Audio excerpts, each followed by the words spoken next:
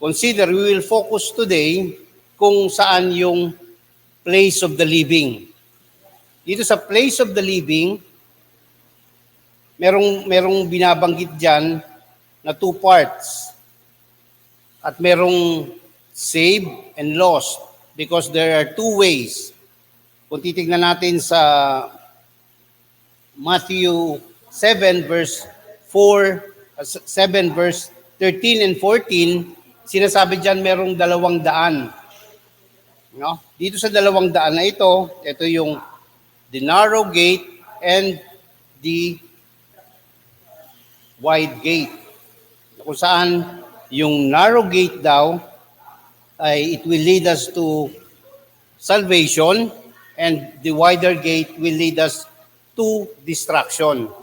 Dito natin makikita yung we need to enter that narrow gate which leads to life. Sa panahon ngayon, merong maraming pagpipilian, sinasabi nila. There are many ways to choose, pero it is not for man's way to choose for himself. At gusto natin na yung ating paghihirap ay magkaroon ng kabuluhan. Dahil kung magiging walang kabuluhan yung ating ginagawa, wala iyon. No? At ano ang dapat natin gawin? Sundin natin yung kagustuhan ng Diyos. Ito yung mga ibang ways, no? They are fraternal and club ways. There are ways of the worldliness, ways ng mga denominations, way ng morality, way ng worldly ambitions, and way ng straight and narrow. We will focus on the straight and narrow way because that is the way that leads to life.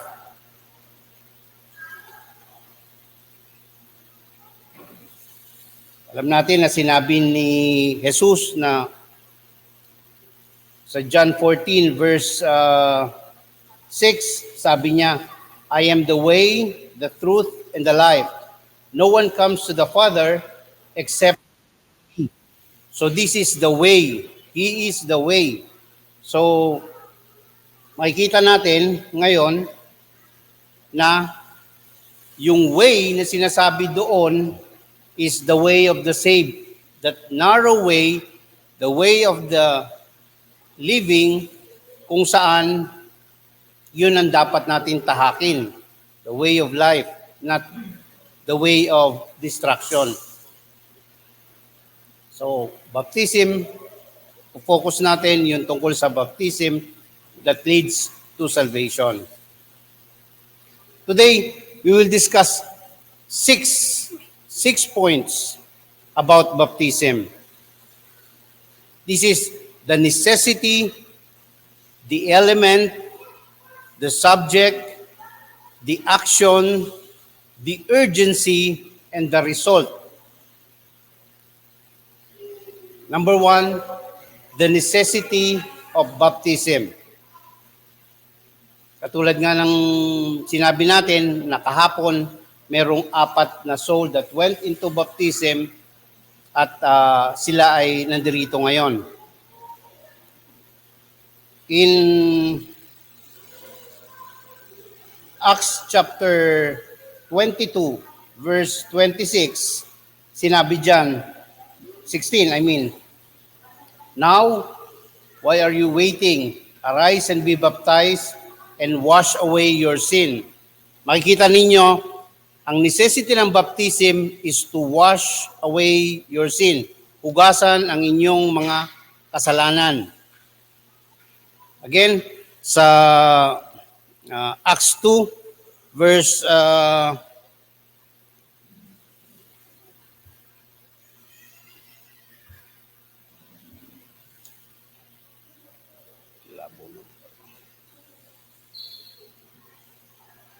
Acts 2 verse 38, sinabi niyan, it is also for the forgiveness of sin.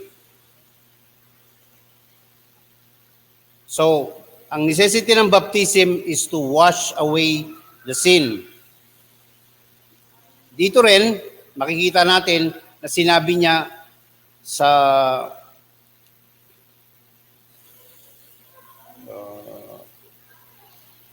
Galatians chapter 3 verse 27, sabi niya, for as many of you as were baptized into Christ have put on Christ. So, dito makikita natin, the necessity of baptism is to put on Christ. Dito lamang natin makikita yun. Dito natin ibinibihis si Kristo. So, again, baptism is to put a man into Christ. Dito rin makita natin na sa pamamagitan ng bautismo, we are baptized into His death.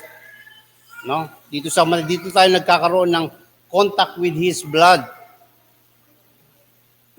Sabi niya, di ba? Oh. Or do you not know that as many of you were baptized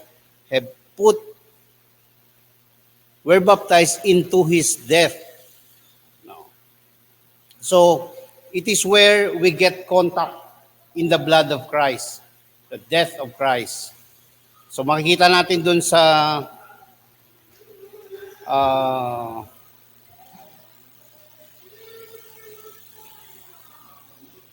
dito sa verse na ito, dito yung sa sinabi na, this is my blood, kung saan nagkakaroon tayo ng contact sa Kanya, sa Kanyang dugo.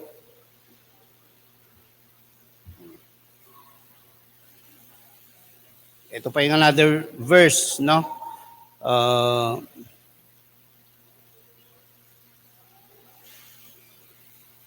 Sa Revelations chapter 1, verse 5, no? Sa pamamagitan ng Kanyang dugo. So, the necessity of baptism also saves us. 1 Peter chapter 3 verse 21. Sabi diyan, there is also an antitype which now saves us, the baptism. So, sa makatuwid, ang nagliligtas sa atin ay ang bautismo. So, baptism does now saves us. Sa Great Commissions, ito inulit-uli na he who believe and is baptized will be saved. So again, sinasabi niya yung dalawang part, believe and is baptized will be saved. Inseparable yung dalawa. Later on, makikita natin, baptism is a command by Jesus Christ. Tandaan natin to. It is not a sign. Others view it in different term. Pero let us fix into our mind that the Bible says and the text says nothing about signs. Hindi yun signs, no? It is a command. Others say it's a rites or ritual. It is not. It is a command. Okay? Diyan makikita natin, baptism connects us into Christ. No? Dito sa diagram na to, kahit ilang ulit, ilang texts, pinapakita sa atin that baptism connects us into Christ. No? Bakit? Bakit hindi kailangan tayong connect? Kasi pag hindi tayo tumugon, no, hindi tayo naniwala, hindi tayo nagkaroon ng pananampalataya, we will be condemned. We will be lost. So again, baptism is a command by Jesus Christ. We should obey it. The elements of baptism. When you say element, alam natin na merong 4 element. Ano ito? Earth, water, air, and fire. Use this element in baptism. It is the water. So the element that needed in baptism is water. Later on, i-discuss ko sa inyo kung ano yung iba pang pakahulugan dito. In the book of Acts, there are things that tells us about the explicit and the implicit or tahasang sinasabi at saka yung pakahulugan, implicit, the element of baptism in the book of Acts. Tingnan ninyo. Sa Acts chapter 4, malabo ang mata ko.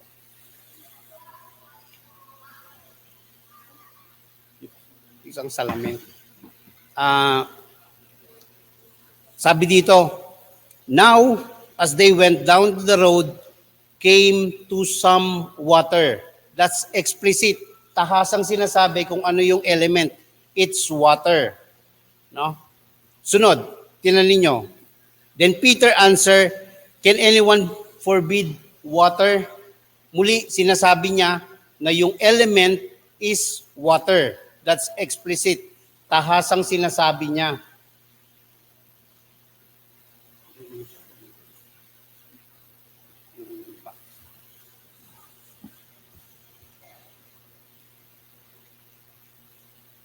Okay.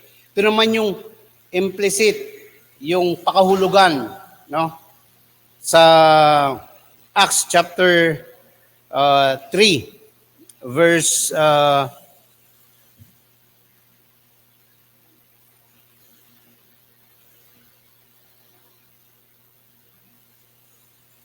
Acts chapter 3 verse 38, sinabi niyan, then Paul said, repent and let every one of you be baptized in the name of Jesus Christ. Yung baptism na sinasabi niya, the element there is water. No? It is implicit, pakahulugan. Ito pa, sa Book of Acts pa rin, ano, chapter 8, ito yung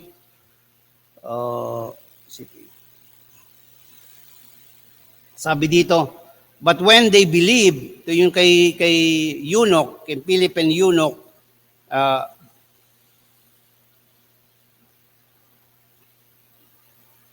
but when they believe, Peter, as he preached the things concerning the kingdom of God and the name of Jesus Christ, both men and women were baptized. So yung were baptized, it is implicit, pakahulugan na they are baptized into water. The element there is water. No? So dito makikita rin natin again, when they heard this, they were baptized. Baptized into what? They are baptized in water. No? So, bukod sa Book of Acts, meron din book outside the Book of Acts na nagsasabi tungkol doon sa baptism in water. That's, if we look, book sa John, sa Hebrews, sa 1 Peter. Let us see John 3:5, Hebrews 10:22, at 1 Peter 3, verse 19 to 21. Sabi dito, Jesus answered, most assuredly I say to you, unless you are born of water and spirit, you cannot enter the kingdom of God. It said, you must be born of water. Okay?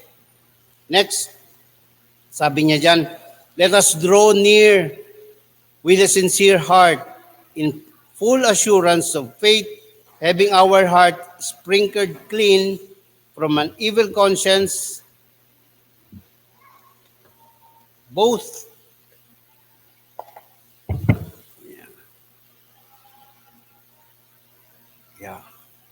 an evil conscience and our bodies washed with pure water.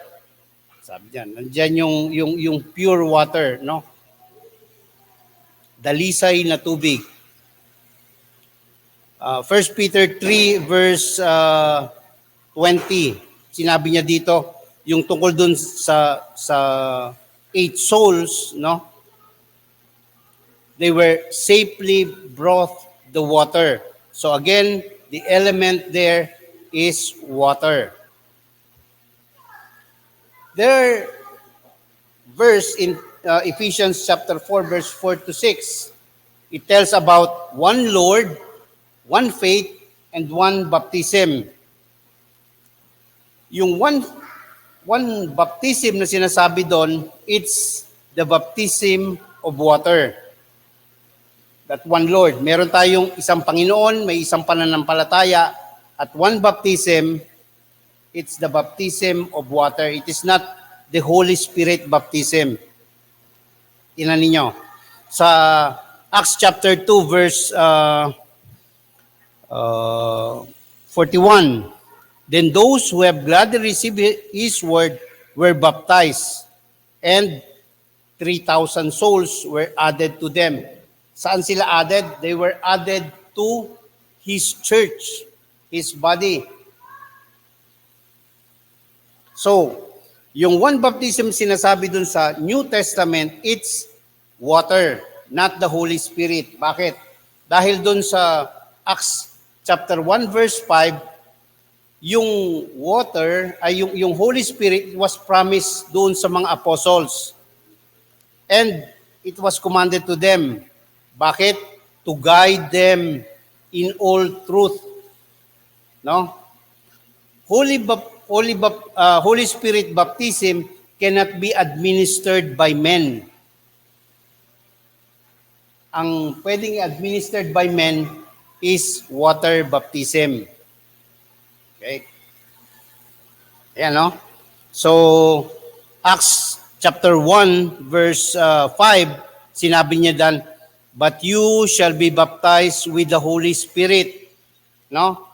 Pero but if you roll down your Bible to sa verse 13, sinabi niya diyan, no, ang espiritu ng katotohanan ay dumating. Ay papatnubayan niya kayo sa buong katotohanan. He will guide you. Yun yung Holy Spirit na nabaptize yung mga apostles. The purpose is to guide you in all truth. But that was for the apostles. What? Okay, third, the subject of baptism. The subject of baptism, in the book of Acts, sino ba yung mga nabaptize? Okay? In Acts chapter 8 verse 12, sinabi dyan, both men and women, no? Lalaki at babae na bautismuhan. Sino pa? Jews and Gentiles, religious people, business people, military men, noblemen, morally upright, those who are not scripturally baptized, heathen philosopher, the jailer, the murderer, the sorcerer, the persecutors, they are all adult people. Take note. So, ang subject ng scriptural subject ng baptism, one, they should be taught, naturuan. They should believe. They fully repented and they can confess the name of Jesus Christ. No? So, scripturally, yung infant baptism, hindi possible yon. So that's why, maliwanag na hindi baptism ayon sa Biblia yung mga sinasabing nabautismuhan ng bata. It is not scripturally done right. No? Oops.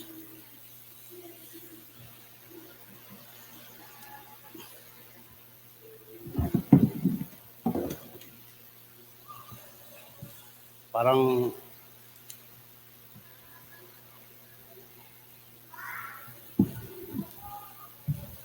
lobat. Okay.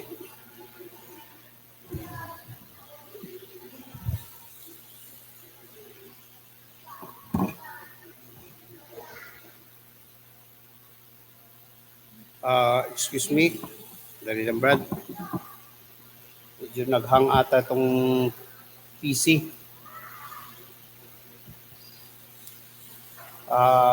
Pwedeng paki-tap si Jo Marie.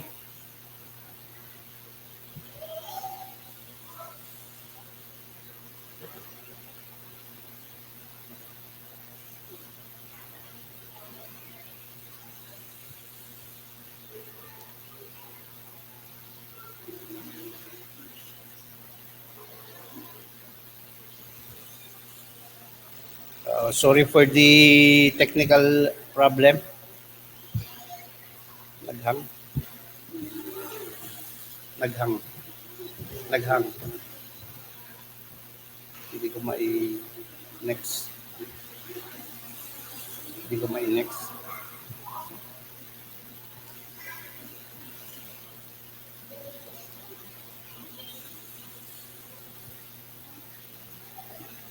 Okay. Yeah, good. Okay. So, dito makita natin merong mga prerequisite yung baptism. First, they able to hear the gospel, they believe, they repent, and they confess so they can be baptized. So, what is now the action of baptism? The action of baptism, the word baptizo is immersion. It is to dip, it is to submerge, based on the Tyler's Greek Lexicon, page 94. It is said, baptism is by immersion. Yung word na baptism sa Bible, walang ibang meaning yun, walang ibang pakahulugan yan, kundi immersion. Okay? So, it is also for the burial. No? So, makikita natin yan sa Romans chapter 6, verse 4. Sabi niya, therefore, we were buried with Him. Baptism is a burial. Kung burial yon, kaya kinakailangan nakalubog. Walang nakalabas, walang naglilibing nang nakalabas yung paa o nakalabas yung kamay. It is totally immersion, totally submerged, no? So kung nakalabas ang mga kamay at paa, ay hindi total immersion 'yon. Hindi yun yung pinapakahulugan doon sa baptism. So again, dito makikita natin sa graph na ito, everything na sinasabi dun sa Bible about the action of baptism is immersion. It is not sprinkling, it is not pouring, it is immerse, to dip or submerge. So baptism require much water, no?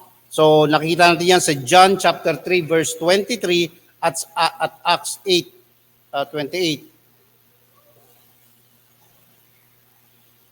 Much water, down into water.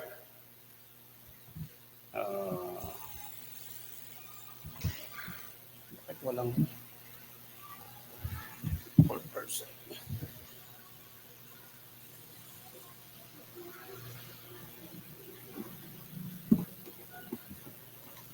Ano wala yung ano naman nito? Yung okay. Lapit na tayo. Hindi pa tawag ulit si Jo Marie.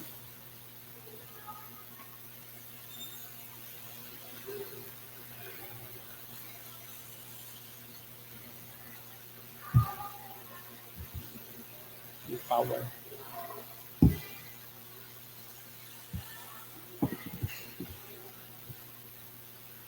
Power.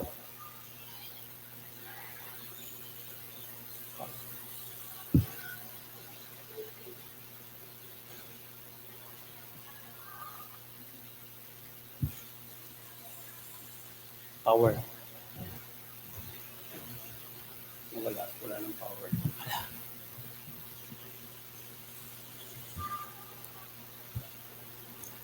Wala ng power.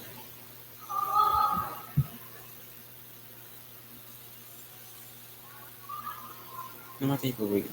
Hindi ko alam. Hindi nilalabas sa loob.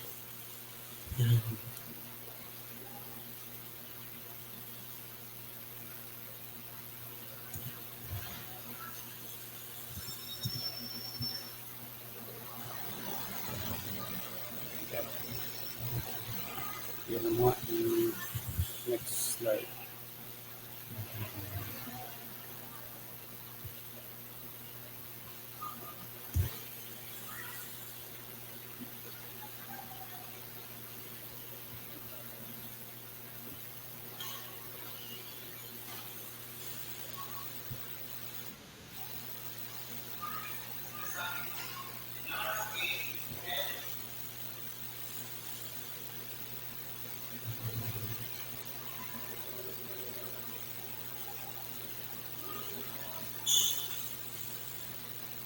So,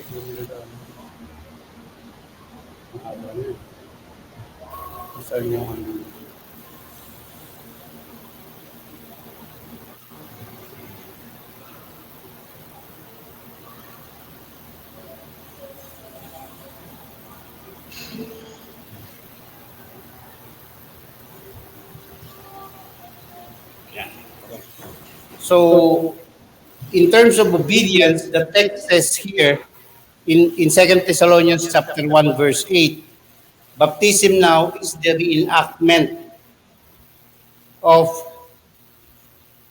this verse. Kasi sabi niya na pagdating niya, meron siya kagagalitan dalawang uri ng tao. Number one, yung taong walang Diyos o hindi kumikilala sa Diyos.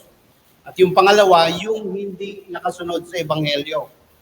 So, ano ba yung Ebanghelyo? Ebanghelyo is yung kamatayan, pagkalibing, at pagkabuhay na muli ng Diyos. So, ang reenactment of this is baptism.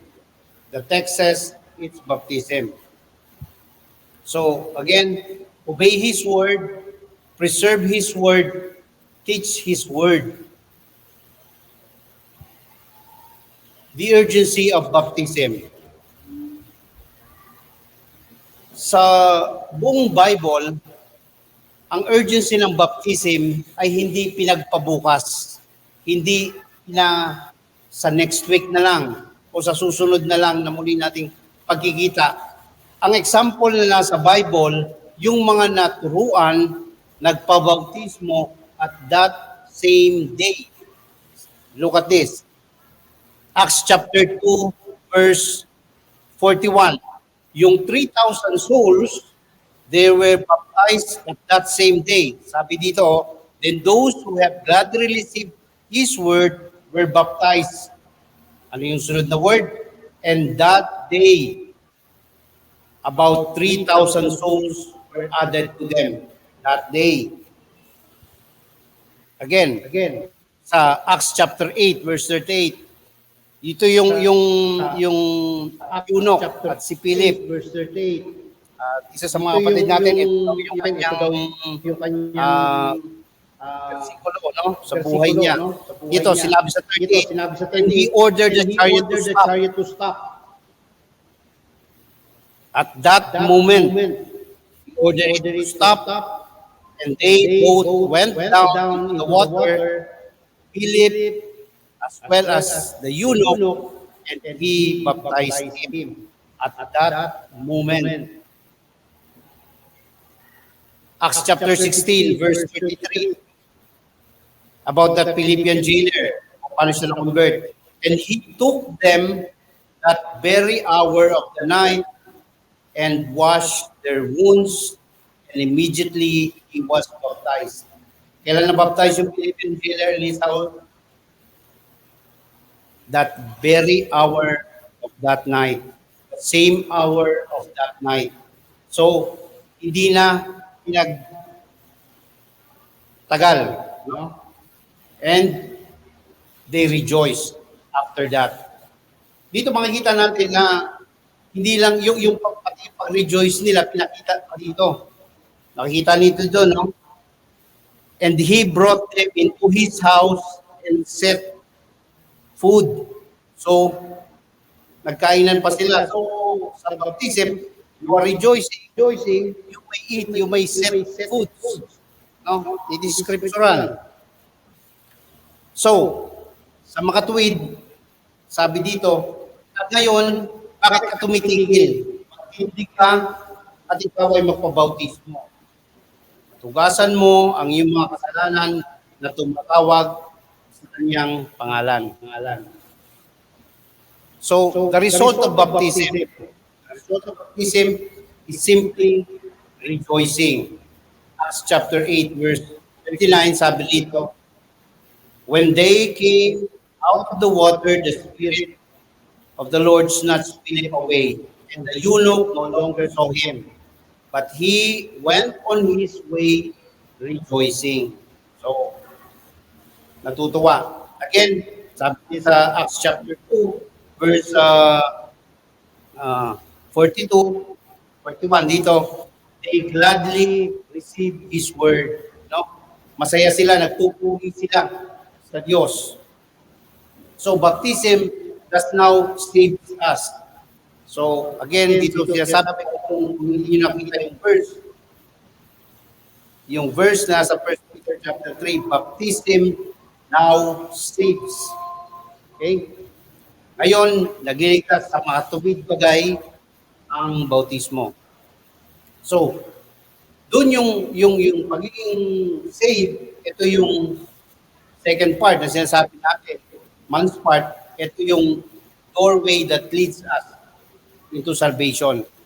But to stay saved, you need to remain faithful. Hindi naghihinto sa baptism yung pagiging saved mo. Saved ka nga, pero kung hindi ka magpapatuloy, mababaliwala. Kasi sinabi niya that you must remain faithful. Okay? Dito makikita natin yung pattern of conversion sa Biblia, lahat itinuro you repent. Minsan, hindi na binanggit yung repentance, but binanggit yung confession. Pero makikita niyo sa account, they were all baptized. Bakit igagrap mo, bakit puro baptism? Because pinakita niya yung importance ng baptism. No? In-emphasize niya, special mention niya that baptism saves based on the Bible. Okay? So Jesus said it. Kaya naka-red letters yan. No? He said, it is a command. No?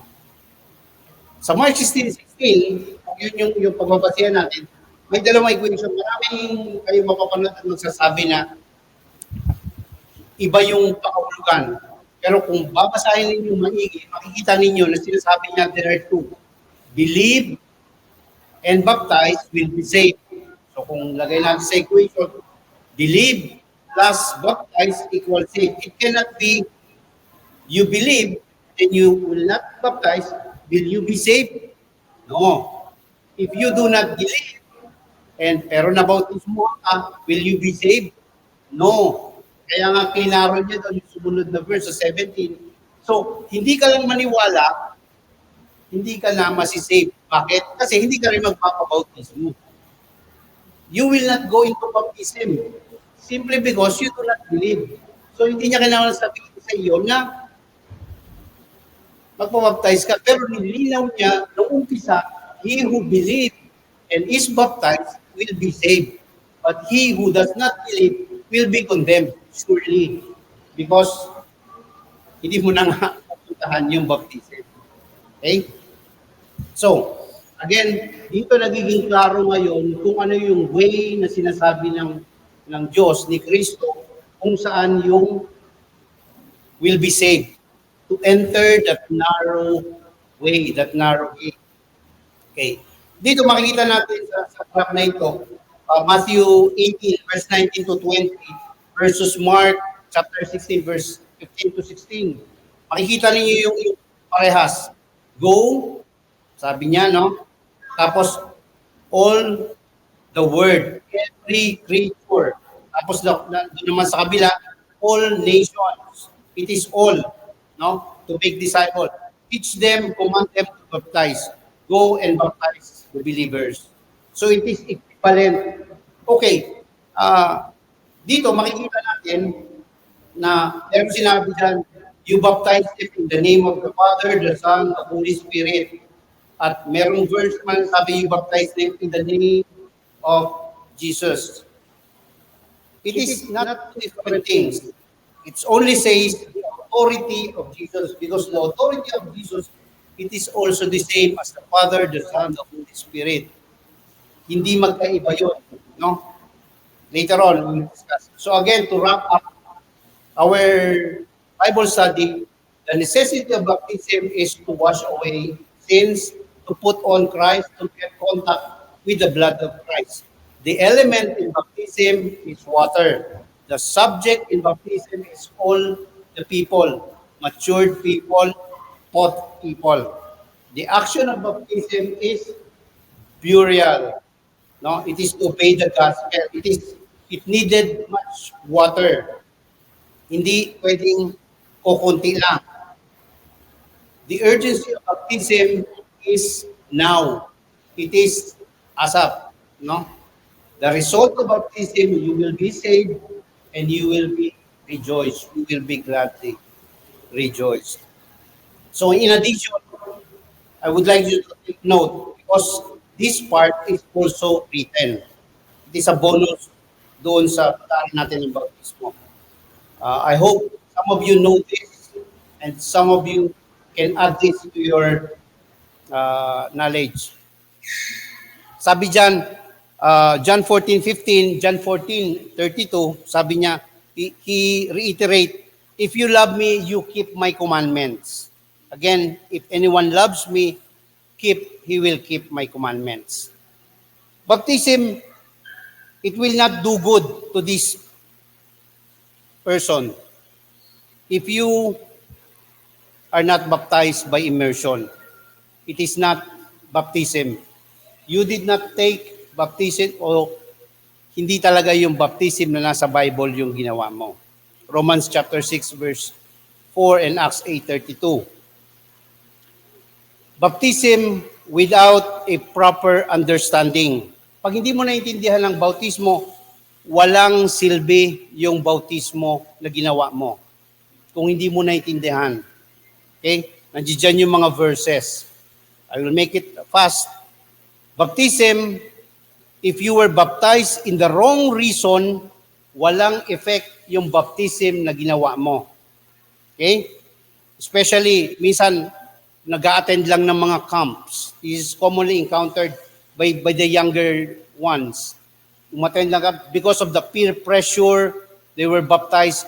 You are baptized in a wrong reason. It is not the baptism that will save you according to the Bible. If you are baptized for the wrong reason, not for Christ, for the wrong reason.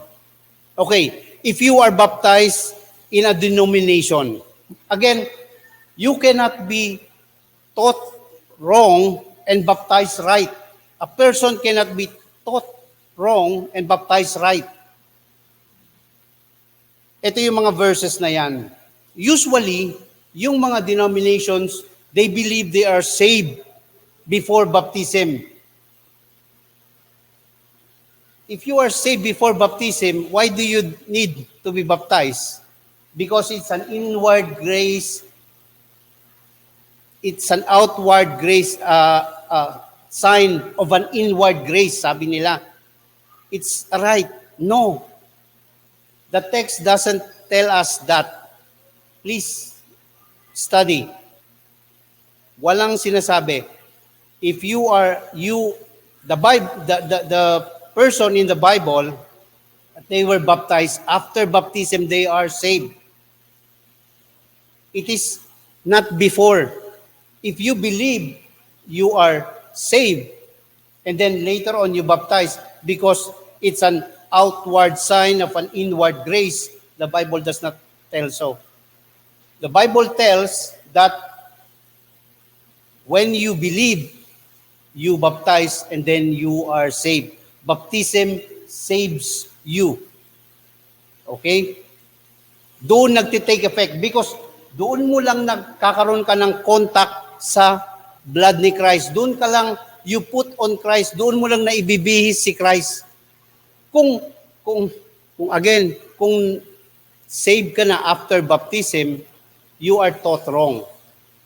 Okay? So, you need to be taught right to have the right baptism. Because, again, a person cannot be taught wrong and baptized right.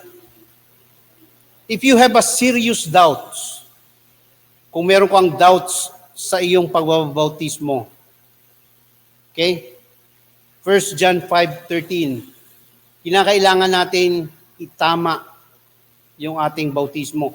Minsan may sinasabi sila, hindi ako sure, hindi ko tama, hindi ko tinanggap ito. Again, we need to be certain of what we are doing, because what we are doing is God's will and we need to obey it.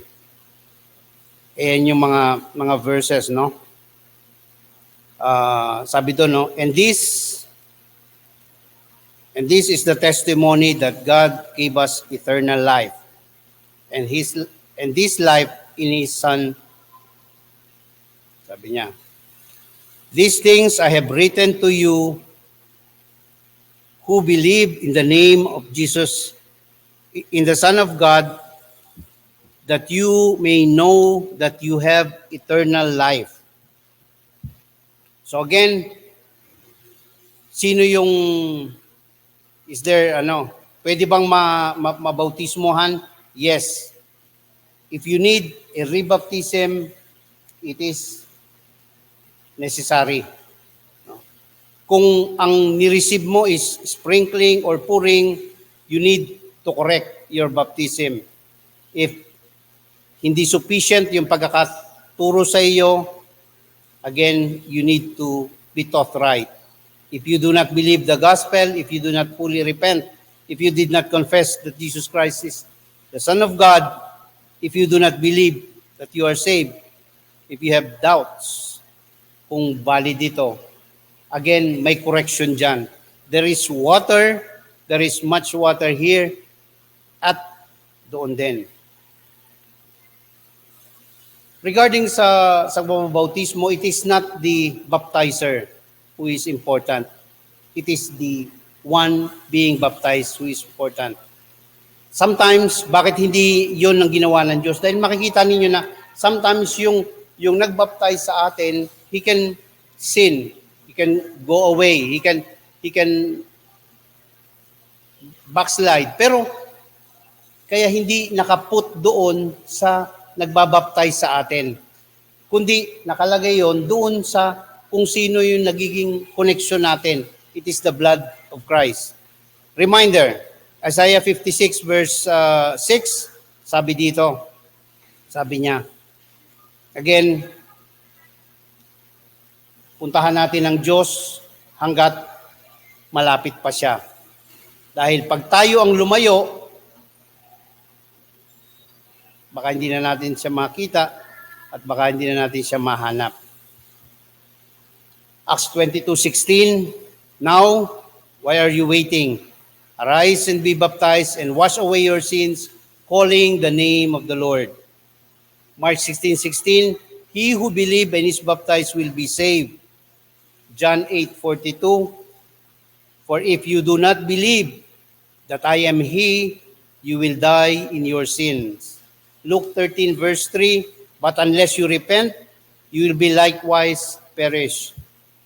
Matthew 10:32-33, therefore, whoever confessed me before men, him I will confess before my Father who is in heaven. But whoever denies me before men, him I will also deny before my Father who is in heaven. Baptism is a commandment by Jesus Christ. The apostles teaches and commanded them. The followers observe this. It has no issue to the true disciples of Christ. All Christians get up, went into baptism, they obey it. They believe it. No? We cannot truly say na may pananampalataya tayo pero hindi tayo nagpabautismo. Cannot be. Yung first century Christians, ginawa nila yon. They preach it until now. And what we should do is to pass this to the next generation as the first century Christian did. Again, sabi sa Biblia, at ngayon, bakit ka tumitigil? Magtindig ka at ikaw ay magpabautismo at hugasan mo ang iyong